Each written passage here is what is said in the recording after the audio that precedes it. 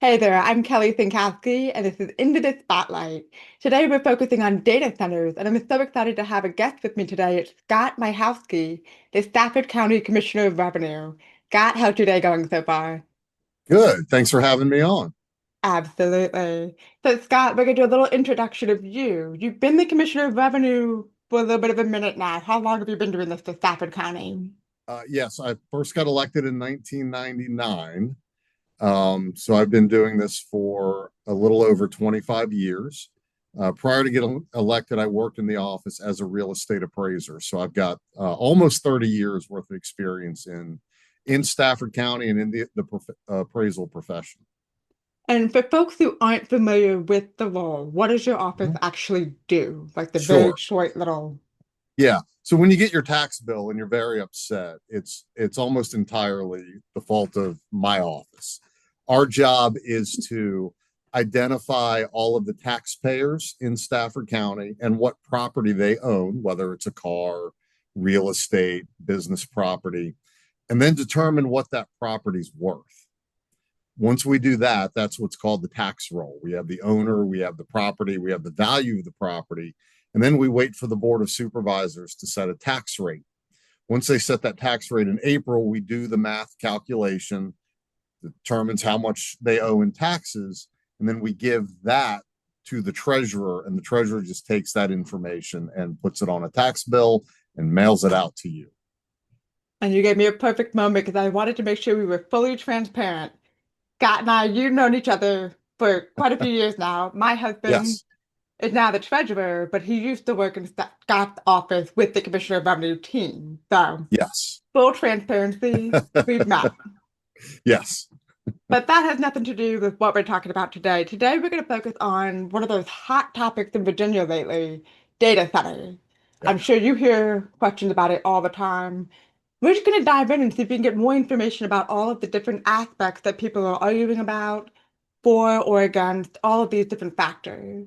Yeah, absolutely.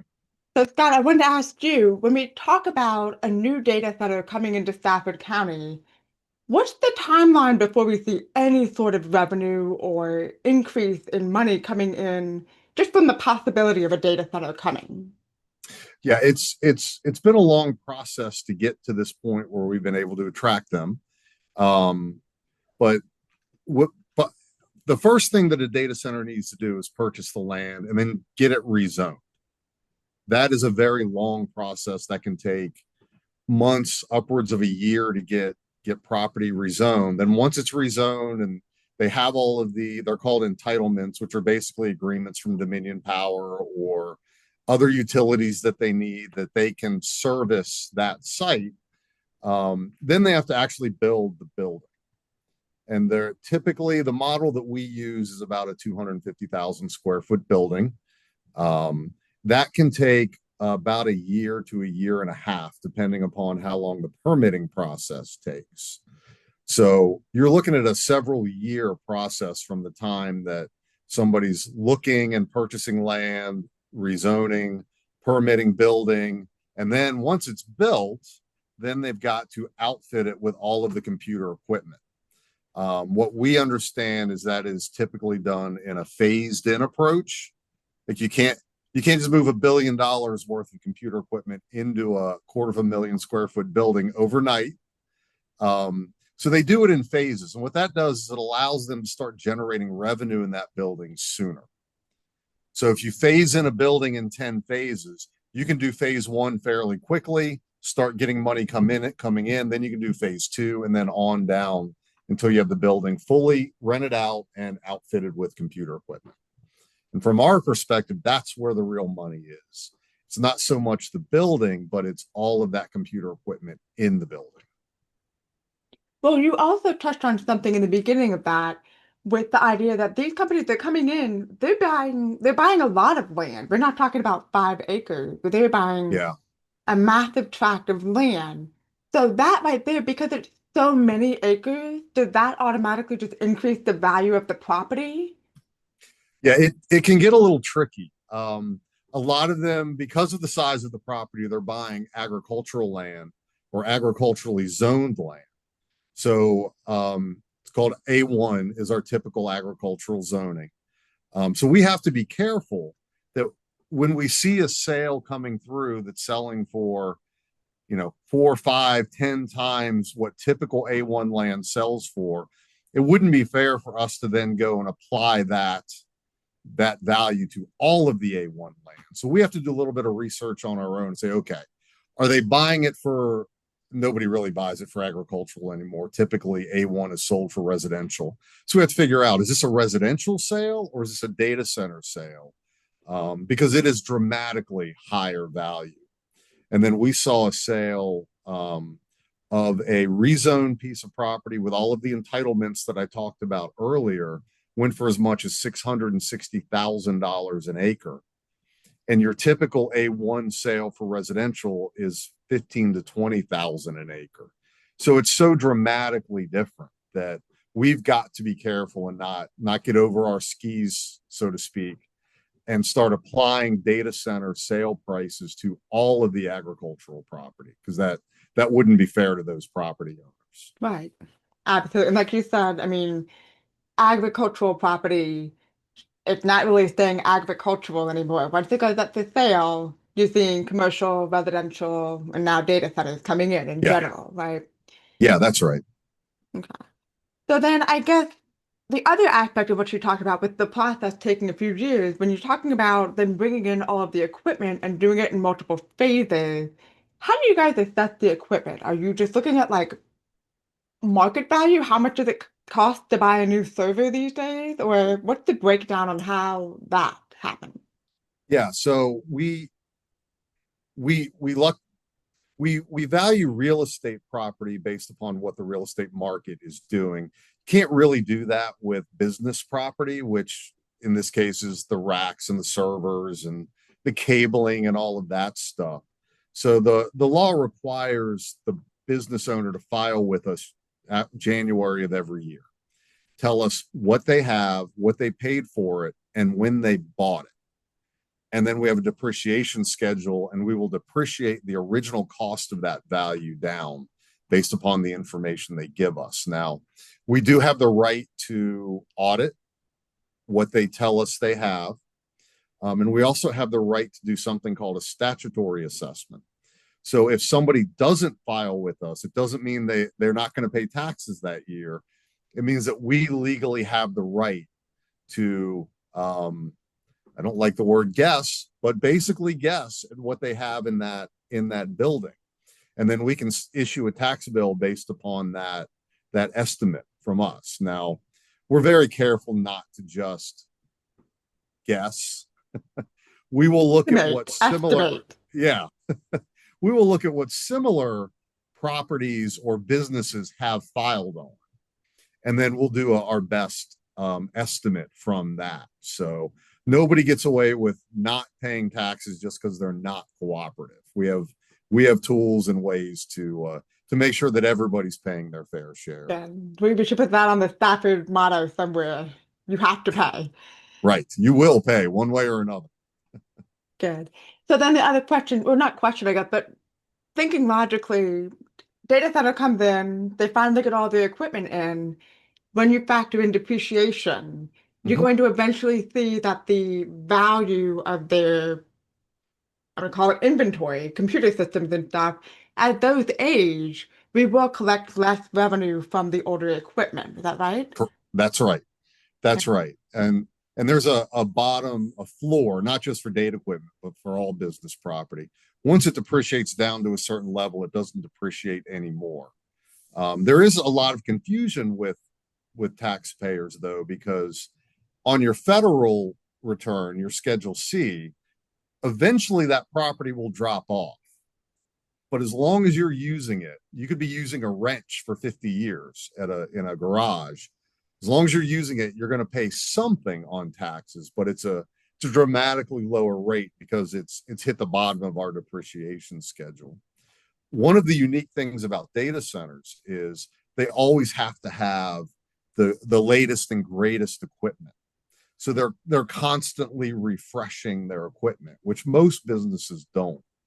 So yes, you're correct. It will depreciate down, but very quickly they will refresh at least a large percentage, if not a majority of that equipment. We've heard it's a 3 to 5 year replacement cycle. That makes So sense. every 3 to 5 years, yeah, you think about how quickly technology changes. Yeah. Yeah, they're constantly replacing. So it's kind of keeping that revenue at a steadier pace than most businesses do. Now, with what you just said, when we talk about sort of the constancy or the consistency of revenue coming in from a business, Yeah, like restaurants, for example, we all know restaurants, it can be hit or miss. The restaurant industry has a high rate of failure. They're going to have great years, they're going to have really slow years. When we look at the, I guess, the stability of revenue that you might expect from a data center, do you feel like, or based on your research, it might hold a little bit of a steadier line, or is it going to be, it's so there's two components. There's the real estate tax, and the real estate tax will be very stable. It'll generate, probably between 2 and 2.5 million a year every year, and slightly appreciate as the that market appreciates. The business property, it will go up and down depending where you are in the life cycle of that equipment, which is why if you decide, I've always said, if you decide to get in the data center business, you shouldn't have just one or two, because then you're solely dependent upon the ups and downs of that market. If you have multiple data centers coming online at different times, then all of those different cycles start to level itself out. And it does make it a more consistent revenue stream the more that you have. And I can already hear people. I'm not saying what the right number is, but I know if you get in the business, it shouldn't be one or two. It has to be more than that. And then it's up to the board to figure whether it's 10, 50, or 100. That's that was, that's not yeah, that's not our role. that's exactly what one of my next question was, is having multiple data centers versus having one or two. Yeah. So what you're essentially saying is that if you have at least more than two, let's say you have between two and four, that's going to give you more of a stable revenue source than if you have one or two. Yes. Yeah. And if you only have one, you can run into the problem that Manassas had, where a bank came in and moved all of their equipment in. Well, banks don't pay business property tax. So they were counting on all of that revenue, and then it didn't come in because of that. And then they didn't have other businesses, data center businesses, to help, fill in that gap. So you will have some unexpected things like that come up, or somebody stretches out a replacement schedule longer than normal. But the more you have, the more protection you have when those anomalies happen. That makes sense. And what you're also saying is that part of that stability is because the revenue is not just coming from just the property or just the warehouse building and the components inside of it. So Yeah, there's three different major factors that are coming into play. So based on how long it's been around, how long the equipment has been around, that's all going to predict the amount of revenue that's coming in each year. yeah, and it's kind of like they call it the basket of taxes. You want to have a bunch of different taxes in your tax basket. That way, if the economy goes south, or if a major industry leaves, you're not completely devastated. You have other taxes. So we have property taxes, and we have consumption taxes, and we have user fees. And all of those operate differently in the marketplace, but they all support each other. If one of them, takes a dip because the economy goes down, then another one can help support that. It's the same thing within the data center business. If you have, it's not really diversity because it's all the same business, but the more you have, the more protection you have in the long run. Right. And then has your office had to, I guess, hire any additional employees to go through additional training to kind of learn how to specifically appraise just data center? Because that's a whole new market, really. Yeah, yeah, and this is absolutely the largest economic development project in the history of Stafford County. And according to the governor, these data centers are the largest economic development project in Virginia's history. So Mm. from day one, we took it very, very seriously. 2 years ago, we got the Board of Supervisors to approve a new real estate appraiser position and a new business property position, both of them largely dedicated to data centers. And even though they weren't here yet, getting them in the door prior to the data centers opening gave us the opportunity to learn about the industry. So we've had countless of meetings with Loudoun County, Prince William County.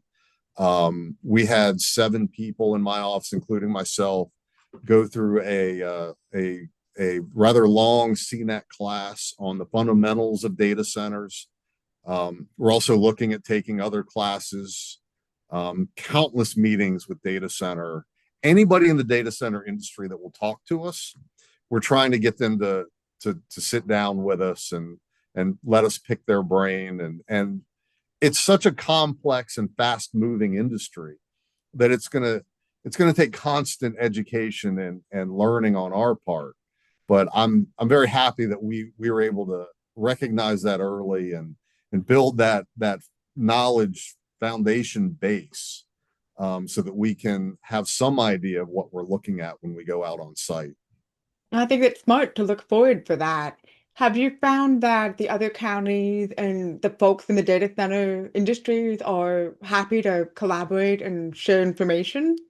Yeah, everybody's been very cooperative, very helpful, and I think part of it, I've talked to some folks who are heavily involved in the private side of it, and they've told us like it's moving so fast and it's so new. We're learning along with you all, so we're happy to share what we know, and we want to know what you know.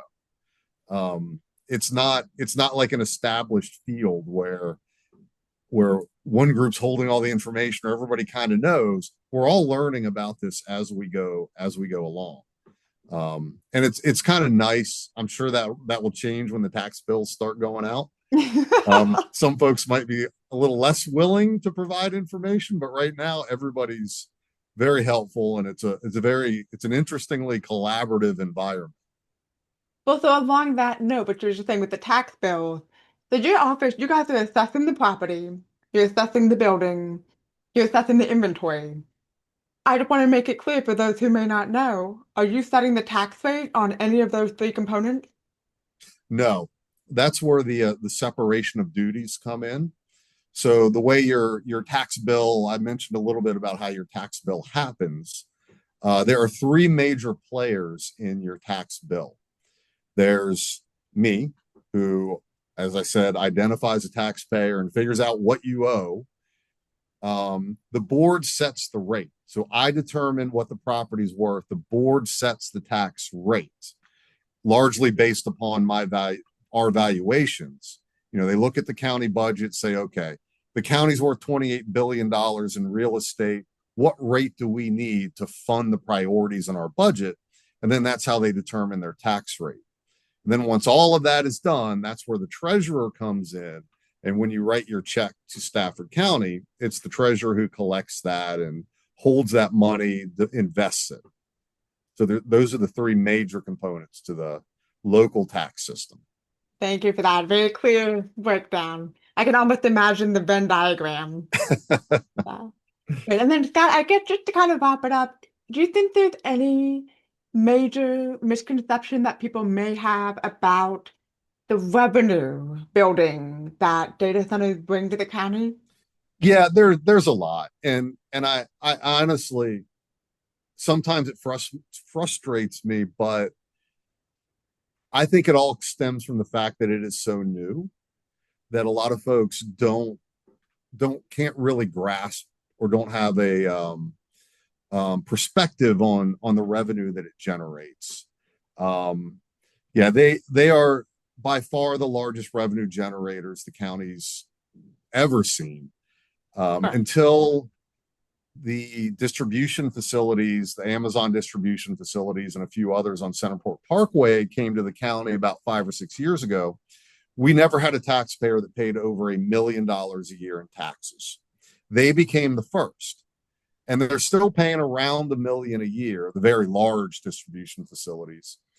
One data center will generate between 4 and 4.5 million a year.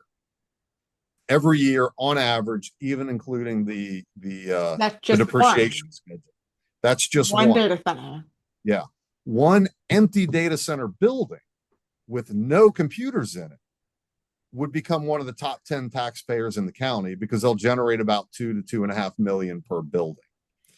So no, and you hear things like their AWS has a performance agreement where they are getting back 60% of the taxes they pay for a limited period of time. And that's to pay for the infrastructure that they had to put in to build the data centers. And then once the infrastructure is built, they turn it over to the county and it becomes a county asset. But we're allowing them to recoup some of those costs through a tax rebate. But even at the 40%, it's still one of the largest taxpayers in the county.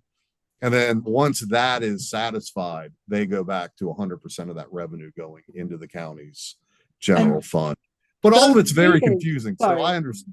Yeah, no, I can understand a lot of the confusion yeah, the and rebates that you mentioned, yeah, that's all through the board or whoever. it is. That's not even your avenue, right? You're just No, like, this is it's how much, but somebody else handles the yeah, negotiations, the agreements, the rebates, the proffers, any of those sorts of yeah. concepts. So far as I'm concerned and the treasurer concerned, um, AWS is treated just like any other taxpayer. So figure out what the value is worth, track the equipment, send them a tax bill, they pay the tax bill to the treasurer, and then that rebate happens separately through either economic development or the EDA. So yeah, as far as we're concerned, they're no different than any other taxpayer. And all those agreements are all negotiated by the board and the board's attorneys and voted on in public. So it's all very transparent. But yes, it's all done outside of the taxation process. Yeah. Well, Scott, I appreciate you giving us kind of a breakdown on just the money, just the numbers, because I think that's what people may not understand is that it, like you just said, an empty building is Yeah, already going to add so much revenue to the county. So I really appreciate you taking the time to sit down with me and help me put the spotlight on the revenue that these data centers can bring in. absolutely. Thanks for having me. Absolutely. Take care. And for anybody else watching, stay tuned for the next part of our data center series spotlight.